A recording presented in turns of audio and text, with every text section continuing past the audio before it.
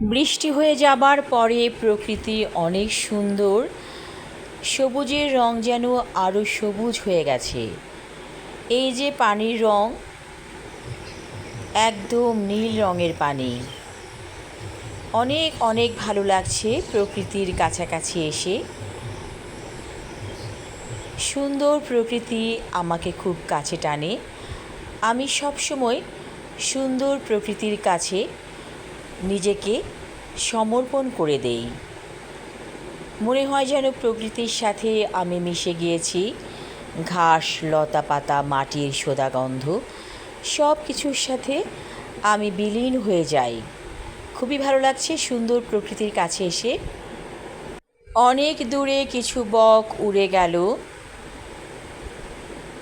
এই যে ছোট ছোট জলাশয়, এখানে মাছ শিকার করার জন্য বকেরা আসে।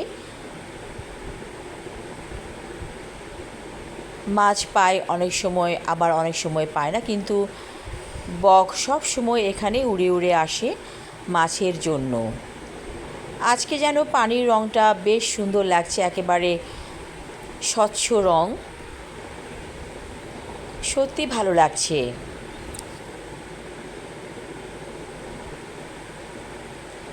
মনোমুগ্ধকর দৃশ্য।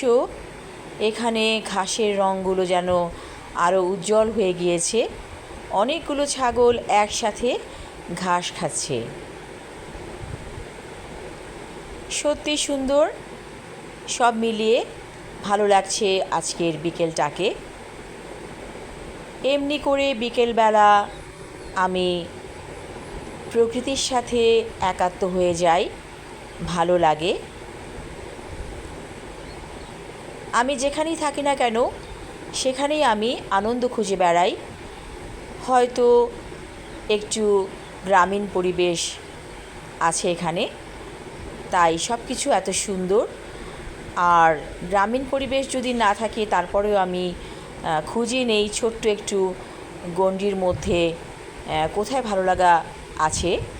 তো প্রকৃতির কাছাকাছি এসে আমি অক্সিজেন নিলাম, অনেক বেশি বেশি অক্সিজেন গ্রহণ করলাম, ভালো লেগেছে। সব কিছু মিলিয়ে আজকের বিকেলটা সত্যি মনোমুগ্ধকর ছিল।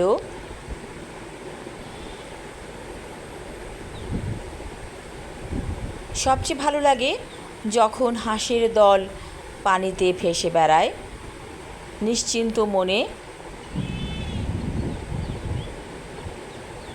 যেহেতু পানি অনেক বেড়ে গিয়েছে, দূরে দেখা গেল যে ছোট ছোট লঞ্চ যেগুলো আছে সেখানে মানুষজন লঞ্চে করে পানির উপর ভেসে বেড়াচ্ছে এবং তারা গান শুনছে, মনের আনন্দে গান শুনে যায়।